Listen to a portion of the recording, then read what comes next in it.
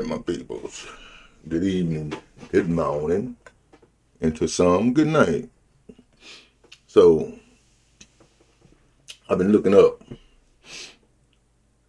um, what I was saying about the indefinite imprisonment up to 10 years or 14 years for anybody to consider a terrorist.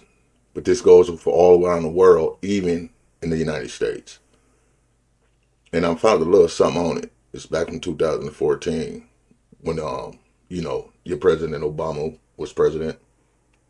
So I'm gonna let this play a little bit and try to make this short, so people don't think I'm jackballing about what they mean by this. Check this out. Pay attention. This is old, but oh snap! And I gotta get my headphones, which means I'm about to redo this. Vote today. For there be no echoes, so now I'm about to stop this one. Pause on this. And there go pause. Let's pause it. Alright, so yeah. This on that 10-year locked up basically without due process, no courts, no nothing if you consider the terrorist. And this goes for all around the world, including the United States. So you know what I mean? Like, come on. What does that say? Like when the January 6th thing happened and they was trying to consider Trump supporters as domestic terrorists. See, they wanted it to get worse for that January 6th thing. But what screwed them over is that you saw the security and police officers opening the doors and letting people in. You know what I mean? Which is BS.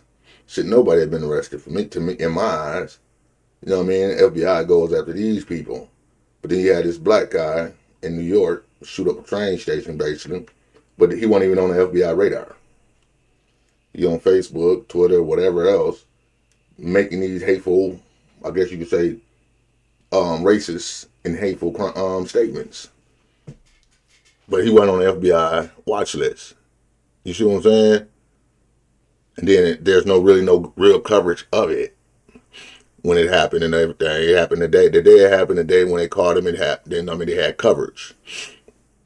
What I'm saying is, this law that was passed, and they can use, but they couldn't use it on that January 6th, but that would have been a great time for them to use it, but it screwed up. They screwed up because, one, Nancy Pelosi called off almost all the security that was around the Capitol, which right there in itself, she should be charged with, what you call that, I forgot what that's called. You know, like when you plan something and you want something to happen before it happened. What the fuck is that called, yo? Anyways, they knew what was going to happen. That's why they pulled away all the security. Because if they'd had the security there, that probably wouldn't even happen. January 6th wouldn't even happen. And it wasn't an insurrection. I don't care what nobody say. We all know it wasn't an insurrection. If security letting you in, that's not an insurrection. That's being saying you invited to go in. Am I right or wrong? But yeah. So we're going to listen to this video right here quick. It's like 10 minutes long, but I might end up stopping it in between just so y'all can see. I mean, so I can get my point through. And y'all can get a good understanding of what's happening. So here we go. We're going to let it play for a minute. On a massive $662 billion defense bill that would usher in a radical expansion of indefinite detention under the U.S. government. A provision in the National Defense Authorization Act would authorize the military to jail anyone it considers a terrorism suspect anywhere in the world without charge or trial. The measure would effectively extend the... You know what I'm saying? And it's your boy Obama did put this into law. You know what I'm saying? But it ain't been used besides that one scientist that used to work under Dr. Fauci. Because she had inside knowledge on HIV and how it got created and started. And this COVID. Inside knowledge. Because we now know that COVID is not from a bat. You know what I mean? it derives from a snake, from two snakes, king cobra, and I forgot the Chinese snake that they have, venom. You know what I mean? And remdesivir is a venom too that they put in your body, saying, claiming that it helps with defeating COVID. Oh yeah, I'm getting up on this knowledge now too myself. But it's a venom. It's in a powder form, and they got to add liquid to break it down. Now, when you put a venom, what does snake venom do to a body? It liquefies organs. You dig what I'm saying? And I know a lot of y'all might not believe what I'm saying, but if you want that information, you can look it up. It actually it's not derived from a bat now. Now we know this. It's from two different snakes' venom. You know what I mean? And this is how they got. And then they want to use remdesivir, which is derived from a snake venom too. Which then when you got COVID and you in the New York hospitals when it first came out, this is what they was using in remdesivir, whatever that is, and it was killing more people than COVID would have killed. You know what I'm saying? So to me, that's mass murder. You know what I mean? If you go back 2 years ago when COVID first came and all the people was dying in New York, they was putting them on remdesivir. And if you look it up, find it yourself, do your research, go on like And We Know. What's the other website I be on too? Let me look at this real quick. We got And We Know, and this one right here, Brighton.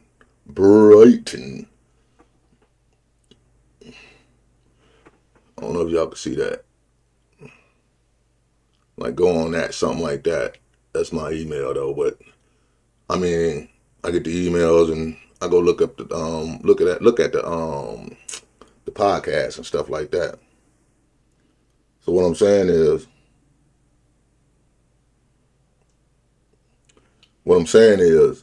this does not come from a bat in Wuhan. And the people that had the information on what this was, like the little college student, I can't think of what college this kid was in, and they was breaking it down, the COVID situation. They was breaking all this down and the way it was made and how it's entered somebody's body and woo this, woo that. Like they plan on putting this venomous stuff in the water supply, you know, municipal water. So like if you get water from the city, it's gonna be in your water supply, and they say it ain't even good to take showers in this mess. Now we don't know when it's gonna happen or nothing like that. You know what I'm saying? This is supposed to happen though, because one, they didn't get rid of enough of us during the COVID thing, besides the ones that they killed.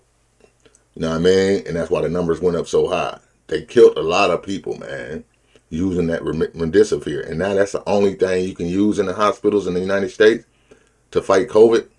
You're not fighting COVID.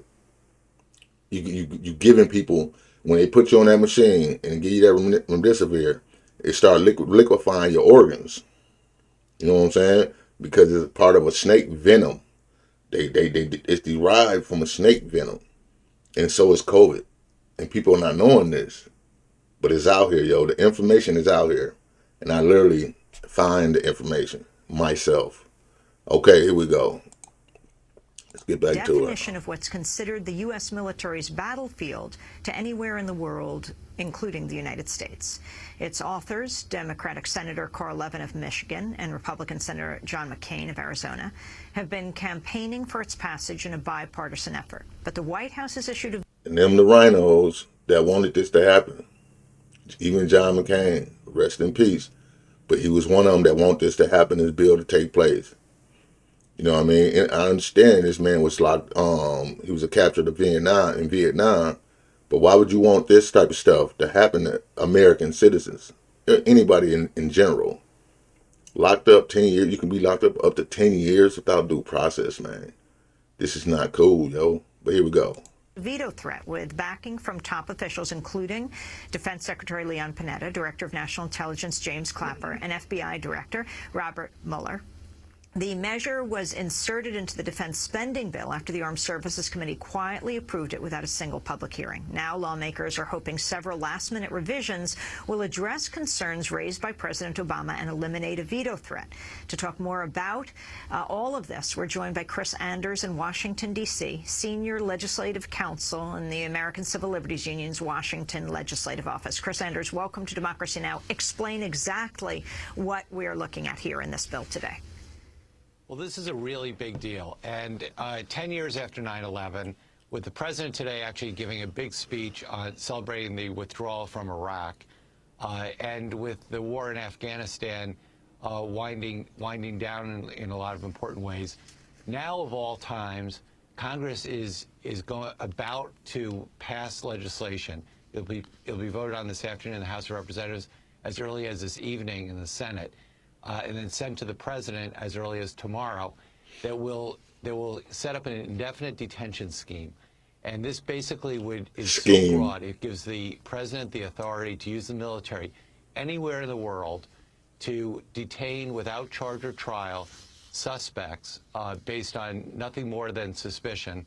And it's so broad and so sweeping that it could even implicate and result in the indefinite imprisonment of American citizens and other people in the United States itself. Explain exactly what you mean. Give us an example of an American citizen. What could happen here in this country?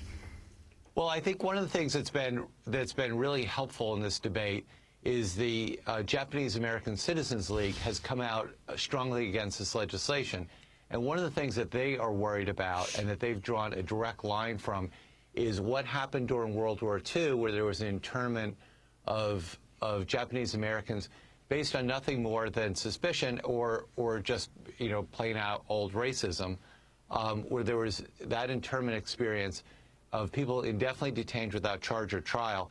And what's happening here, and this kind of power that would be given over to any president, not just President Obama, but this is so broadly written and would become a permanent feature of United States law, so that 10 years, 20 years down the road, any president could still use this power to have the military pick up people and indefinitely detain them without charge or trial, potentially for years, potentially for life.